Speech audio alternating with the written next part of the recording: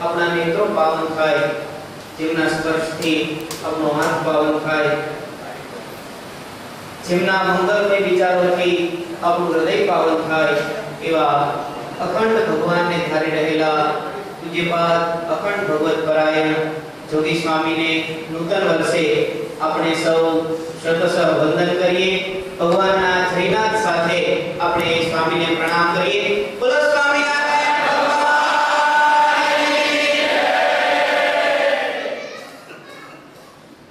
भक्तो આપણે ખૂબ ભાગ્યશાળી છીએ કે નવા વર્ષના દિવસે આવા મહાન પુરુષ તેના રોમે રોમમાં ભગવાન સ્વામિનારાયણ સતત રમતા છે। 105 વર્ષની ઉંમરે તેમના શરીરમાં કોઈ પણ પ્રકારનો કોઈ રોગ નથી એવા મહાપુરુષ આજે જગતમાં ગોતવા જાઓ કોઈ પૈસા ને કોઈ પણ ન ઓળખતું હોય એવું સ્વામીને રૂપિયો 2 રૂપિયો જે સાચા ધન સ્ત્રીના ત્યાગી કહેવાય ને વિશ્વમાં જોતો ન મળે એવા સંતના દર્શન તમને આજે બેસતા વર્ષે થાય છે। તમે બધાએ ખૂબ ભાગ્યશાળી છો। એટલે એમના મહારાજના પશ્ચાત ગોમાં બિરાજમાન છે નરનાણદેવ લક્ષ્મીનારાયણદેવ।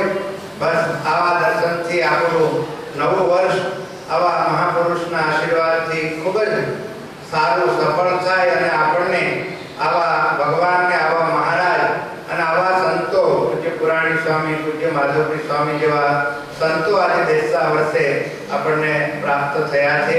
આપણે સૌ કોઈ ભાગ્યશાળી છીએ। એટલે દર્શન કરી આપણી આંખો નહીં પણ આખું જીવન આપણું ખૂબ ધનશાળી બને ભક્ષ્યા ભાગ્યશાળી બને એવી મહારાજના પ્રાર્થના કરજો। સ્વામીને પણ સ્વામીને માટે હું કહું છું કે આપણે સ્વામીના 108 વર્ષ ઉજવવાના છે। ગયા જ્ઞાન સત્સંગમાં એવો ધામધૂમથી આપણે ઉત્સવ કરીએ અને એના માટે આપણે કાયમને માટે પ્રાર્થના કરી કે સ્વામીનું સ્વાસ્થ્ય મહારાજ સારું રાખે એવી આજના દિવસે પણ હું તમારી આગળ તમને પણ હું બધાને વિનંતી કરું છું કે આવી પ્રાર્થના કાયમને માટે કરતા રહેજો।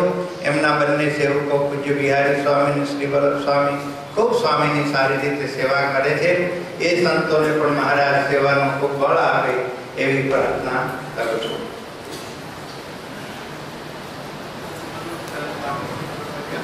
આજના દિવસે પૂજ્ય માધવપુરી સ્વામીના ચરણમાં પ્રથમ પ્રાર્થના કરીશ।